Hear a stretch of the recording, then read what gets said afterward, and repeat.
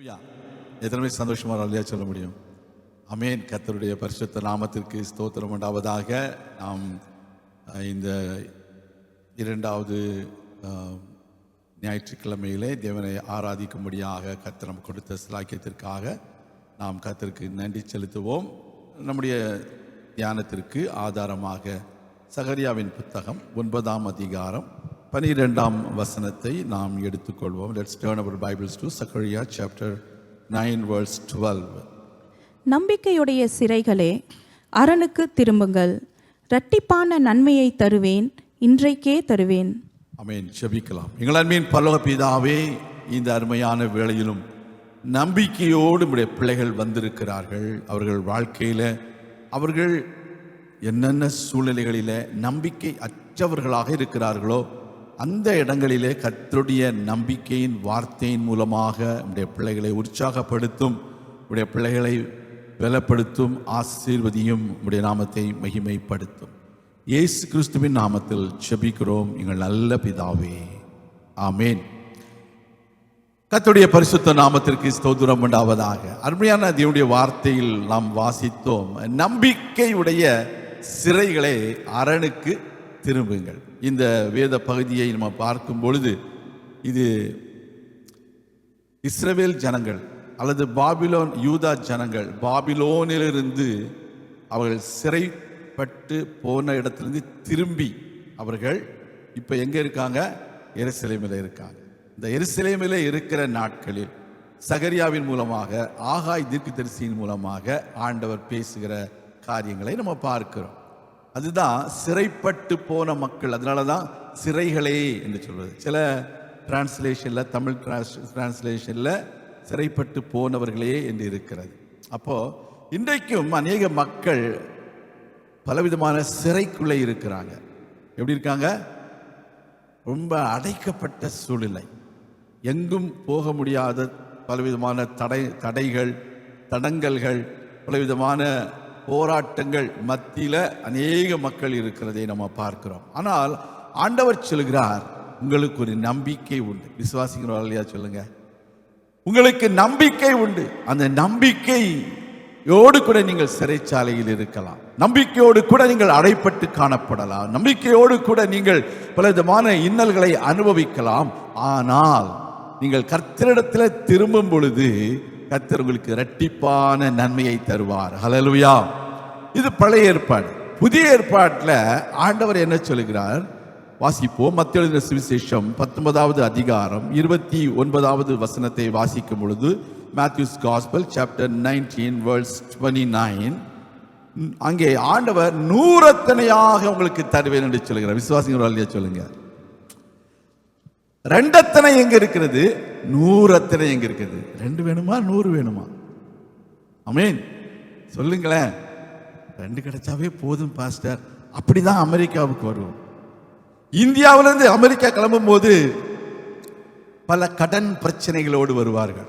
கடன் என்றதான ஒரு சிறைக்குள்ளே அடைப்பட்டு கிடப்பார்கள்.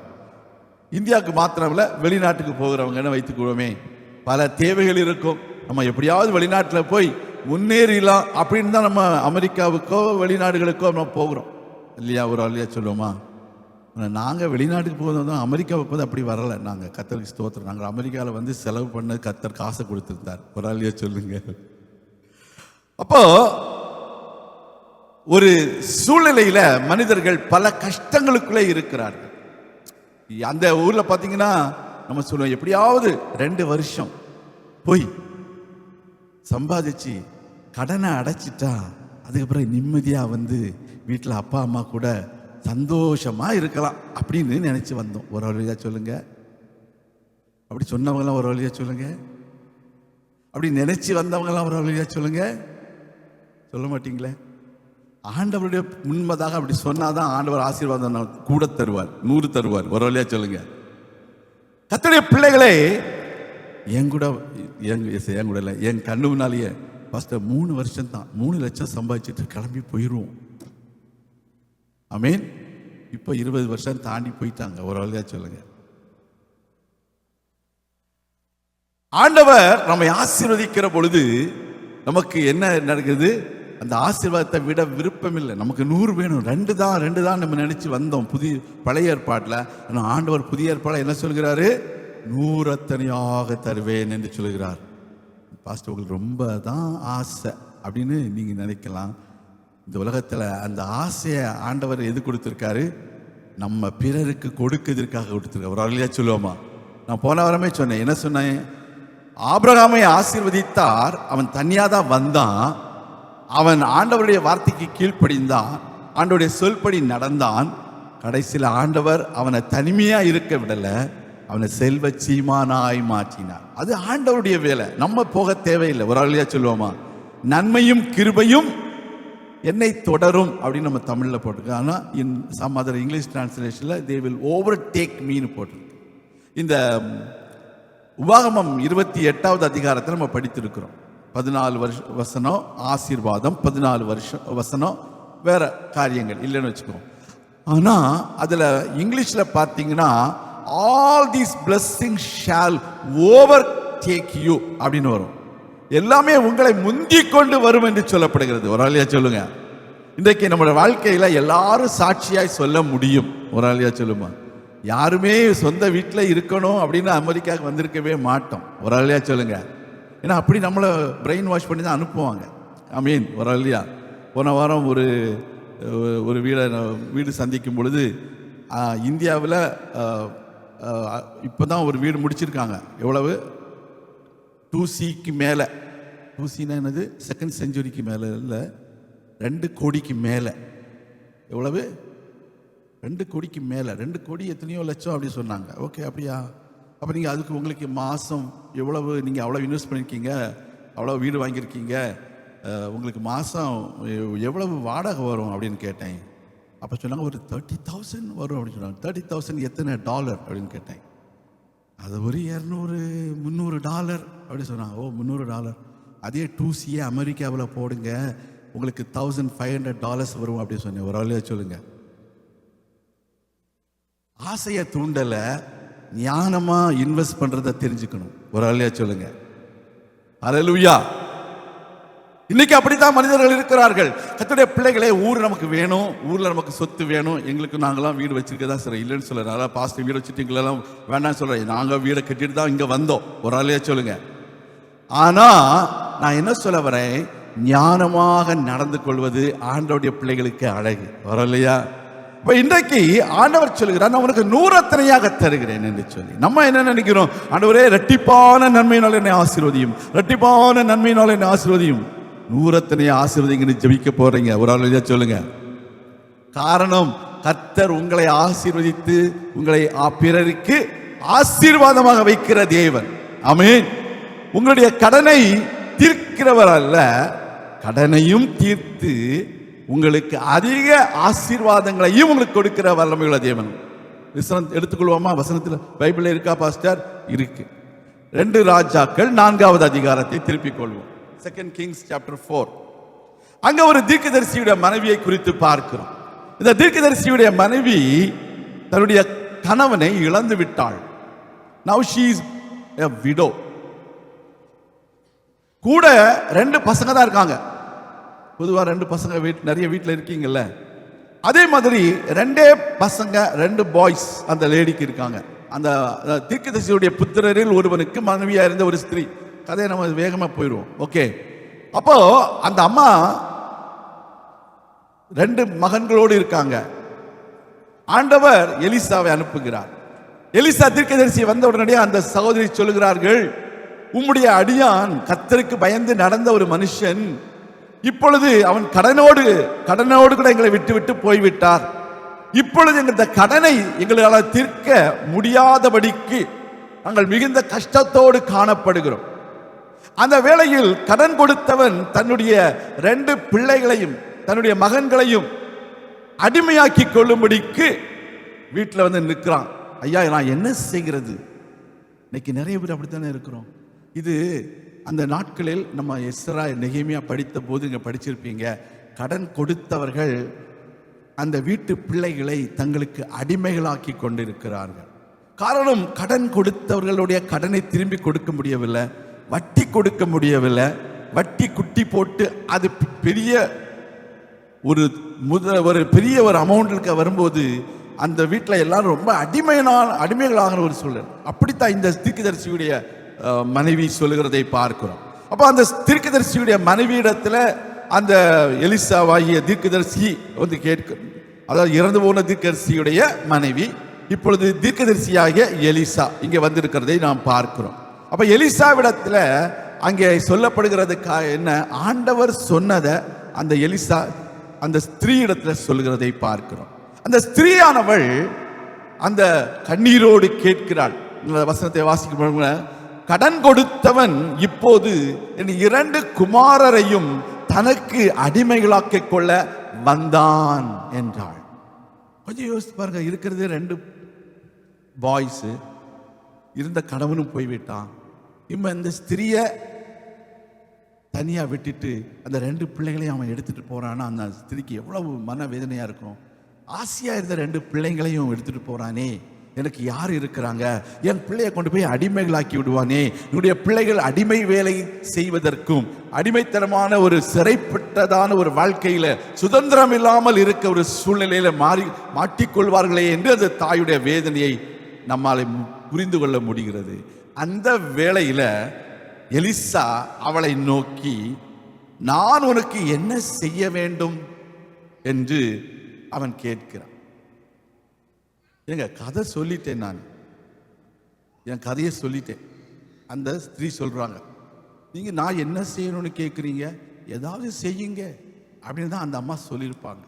ஆண்டவர் அந்த குருடன், இயேசுவே தாவீதின் குமாரனே அப்படின்னு அழைக்கிறான். ஆண்டவர் சொல்கிறார், அவனை அழைத்து வாங்க என்று சொல்கிறார். ஆண்டவரிடத்தில் வந்து, நான் உனக்கு என்ன செய்ய வேண்டும்? அதுதான் நம்முடைய ஆண்டவர் கேட்ட கேள்வி. அதாவது என்ன தெரியுமா, what are you going to reply is your prayer. ஹல்லேலூயா. நீங்க ஜெபத்தில் போய் உட்காரும் பொழுது ஆண்டவர் கேட்கிறார், உங்களுக்கு நான் என்ன செய்ய வேண்டும். whatever you pray and whatever you say is going to be your prayer. God is going to answer your prayer. ஹல்லேலூயா. அதுதான் இன்னைக்கு ஆண்டவர் குருடனத்தில் போய், ஆண்டவர் உனக்கு என்ன செய்ய வேண்டும் என்று கேட்டால் அவன் சொல்லுவான், ஆண்டவரே நீங்க உண்மையாவே ஆண்டவரா, வேற யாராவது எனக்கு கண்ணு தெரியாதனால வேற யாராவது கூட்டிட்டு வந்துட்டாங்களா அப்படின்னு அவன் கேட்டிருப்பான். என்ன, நான் கண்ணு தெரியல, உங்களுக்கு தெரியும்ல, அப்புறம் என்ன நீங்க என்ன உனக்கு என்ன வேண்டும் என்று கேட்குறீங்க. அப்புறம் இந்த ஸ்திரீயும் சொல்லியிருக்கலாம், எலிசா தீர்க்கதரிசி, நீங்க ஒரு தீர்க்கதரிசி, you are a prophet, you know everything what is going to happen in the future, how can you ask me அப்படின்னு அந்த அம்மா கேட்டிருப்பாங்க. இல்லையா, கேட்டிருப்பாங்களா இல்லையா, நினைச்சிருப்பாங்க, கேட்கல.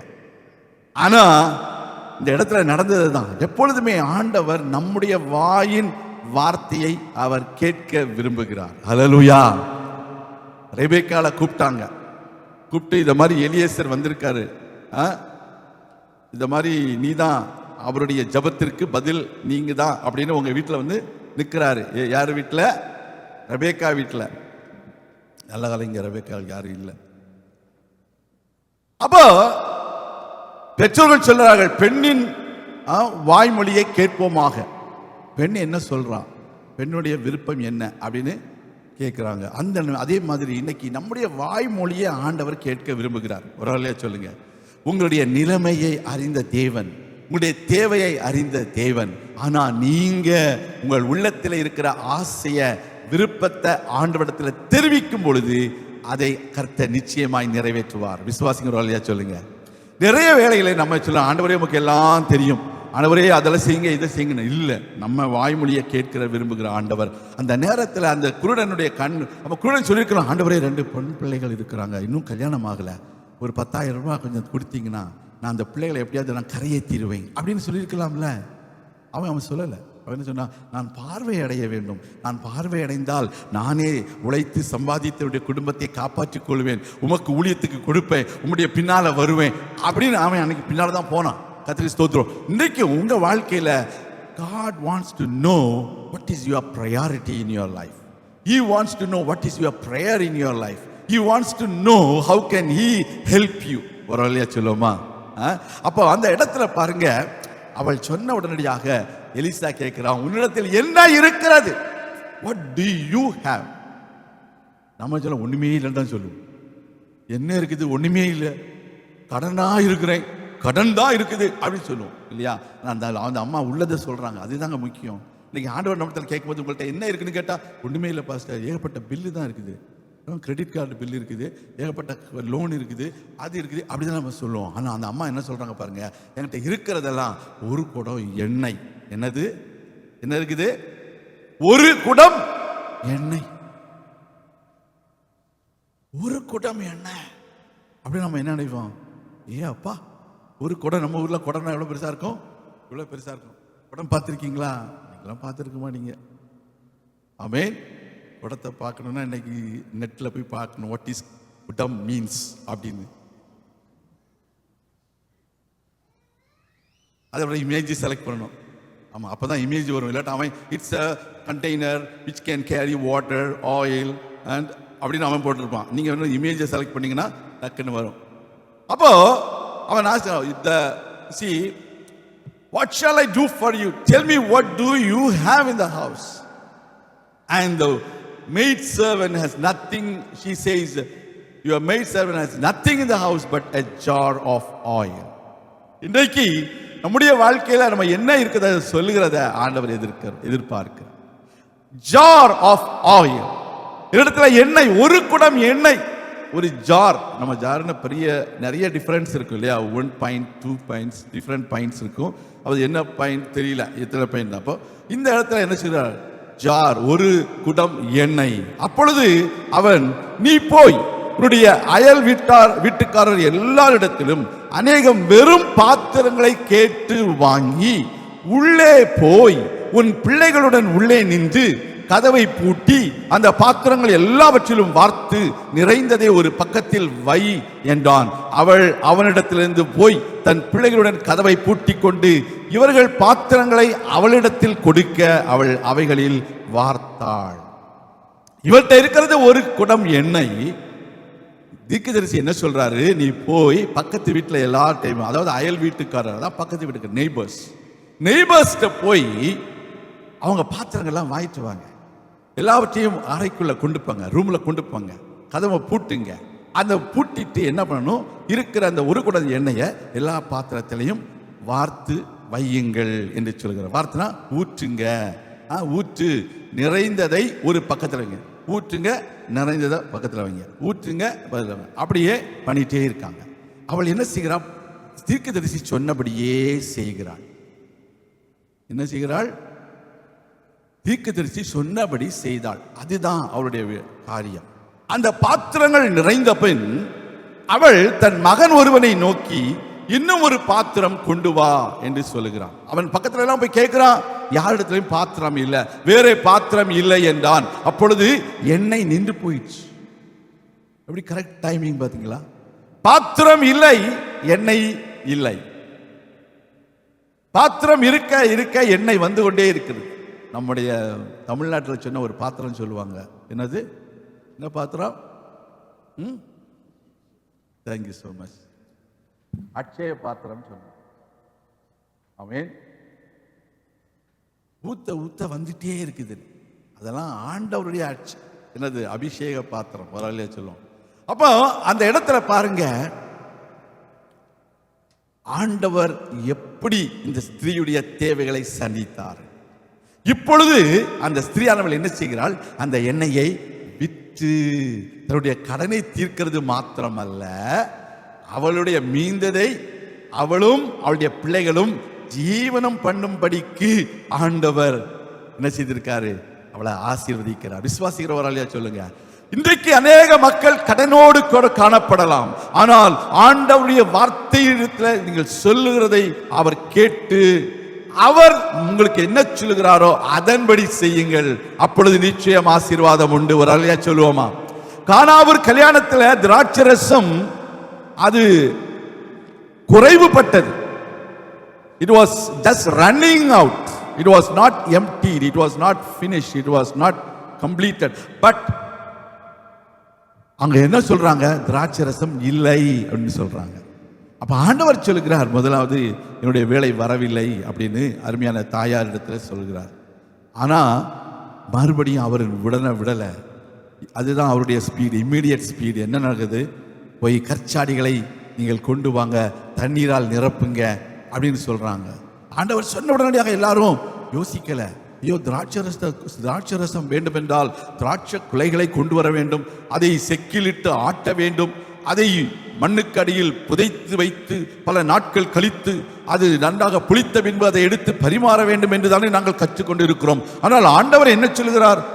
நாங்கள் எவ்வளவு என்று சொல்லி அவர்கள் எந்த விதமான சாக்கு போக்கும் சொல்லாமல், தங்களுடைய மூளையை பயன்படுத்தாமல் உடனடியாக தண்ணீரால் நிரப்பினார்கள். எத்தனை கற்சாடி? 6 கற்சாடி. இந்த 6 கற்சாடிகளையும் அவர் தண்ணீரால் நிரப்ப சொன்னார். தண்ணீரால் நிரப்பினார்கள். அவர் உடனடியாக ஜீ பூம்பா அப்படின்னு சொல்லல. அப்படின்னு சொன்னாரு, அதை மொண்டு கொண்டு போய் பந்தி விசாரிப்பு காலத்தில் கொடுங்கள் என்று சொன்னார். குறைவுபட்டு போன நேரம், கல்யாண வீட்டுக்காரனுக்கு அவமானம் ஏற்பட வேண்டிய சூழ்நிலையில் அவன் காணப்படுகிறான். ஐயோ, ஏன் இப்படி நடந்தது என்று சொல்லி, ஐயோ எனக்கு ஏன், நான் இயேசுவை அழைத்திருந்தேனே, இயேசு எங்க வீட்டுக்கு வந்திருக்கிறாரே, இருந்தும் எங்களுக்கு ஏன் இப்படி பிரச்சனை என்று அவன் நினைத்திருக்கலாம். இயேசு வந்ததுனால ஒருவேளை அவரை பார்ப்பதற்கு அநேக விருந்தாளிகள் வந்திருக்கலாம். அதனால அவன் எதிர்பார்த்ததை விட அதிகமான திராட்சரசத்தை அவன் வைத்திருக்க வேண்டும். அவன் தவறிவிட்டான். இந்த வேளையில ஆண்டவர் வந்ததுனால அந்த இடத்துல அவர் அற்புதத்தை செய்கிறார். அந்த தண்ணீரை திராட்சரசமாய் மாற்றினார். ஒரு சொல்லுவோமா? இன்றைக்கு உங்க வாழ்க்கையில நீங்கள் குறைவுபட்டு போகிற சூழ்நிலையில ஆண்டவரிடத்துல போய் சொல்லுங்க. அவர் சொல்லுவார், இது என்னுடைய வேலை இல்லை என்று சொல்லி.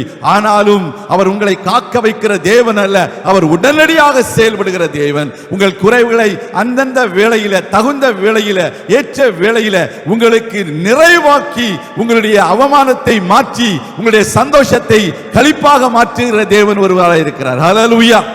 அப்பொழுதுதான் எல்லாம் சொல்றாங்க, முன்பு நீங்க பரிமாறின அந்த திராட்சரசத்தை பார்க்கிலும் பின்பு பரிமாறின திராட்சரசம் எவ்வளவு அருமையானதாக இருந்தது என்று சொல்லி. கர்த்தருடைய பிள்ளைகளை, உங்களுடைய வாழ்க்கையில உங்களுடைய முன்னால் இருந்த மகிமையை பார்க்கிலும் பின்னால் இருக்கிற மகிமை அதிகமாயிருக்கிறோம். ஹல்லேலூயா. முந்தின ஆலயத்தின் மகிமையை பார்க்கிலும் பிந்தின ஆலயத்துடைய மகிமை மிகவும் அதிகமாக இருந்தது என்று வாசிக்கிறது போல உங்க வாழ்க்கையில நீங்கள் எப்பொழுது இந்த வார்த்தையை விசுவாசிக்கிறீங்களோ, எப்பொழுது ஆண்டவரை தேடுகிறீர்களோ, எப்பொழுது ஆண்டவருடைய வார்த்தையின்படி செய்கிறீர்களோ, ஆண்டவர் உடனடியாக உங்கள் கீழ்ப்படிதலை பார்த்து உங்களுக்கு ஒரு அற்புதத்தை செய்ய அவர் வல்லவராய் இருக்கிறார். விசுவாசிக்கிறீர்களா? சொல்லுங்க. ஆமென். இன்றைக்கு அருமையான தேவனுடைய பிள்ளைகளே, நம்முடைய தேவன் நம்முடைய வாழ்க்கையில இரட்டிப்பான நன்மையை மாத்திரமல்ல, நூறத்தனையான நன்மையை செய்கிற தேவன். எப்பேற்பட்ட சூழ்நிலையிலும் சோர்ந்து போகாதிருங்க. நீங்கள் ஆண்டவருக்காக நிற்கும் பொழுது நூறத்தனையான நன்மைகளை பெற்றுக் கொள்வீர்கள். ஆண்டவருடைய வார்த்தை ஒரு நாளும் மாறாது. எப்படி கடன்பட்ட ஒரு ஸ்திரியானவளுடைய கடன் அடைந்து அந்த கடனை அவள் தீர்த்து முடித்த பின்பும் அவளுடைய ஜீவனத்திற்கு வேண்டியதான பணமும் இருந்தது, தொடர்ந்து எதிர்காலத்திற்கு தேவையான பணமும் அவள் கையில் இருந்தது போல உங்கள் கடனை அவர் முற்றிலுமாக அவர் கட்டி தீர்க்க உதவி செய்வார். உங்களை உயர்த்துவார், உங்களை ஆசீர்வதிப்பார். நான் உங்களுக்காக ஜெபிக்கிறேன். எங்கள் அன்பின் பரலோக பிதாவே, இந்த அருமையான வேளையிலும் உடைய பிள்ளைகளை நீர் நூறத்தனையாக நீர் ஆசீர்வதிக்கும்படியாய் ஜெபிக்கிறேன். எல்லா கடன் பிரச்சனைகளை மாற்றி போடும், தேவைகளை சந்தியும், குறைவுகளை நிறைவாக்கும். பஞ்ச காலத்திலும் உடைய பிள்ளைகளை நீர் ஆசீர்வதித்து 100 மடங்கு ஆசீர்வாதங்களை பெற்றுக்கொள்ள உதவி செய்திருக்கிறோம். இயேசு கிறிஸ்துவின் நாமத்தில் ஜெபிக்கிறோம் எங்கள் நல்ல பிதாவே, ஆமேன். கர்த்தர் தாமே உங்களை ஆசீர்வதிப்பாராக.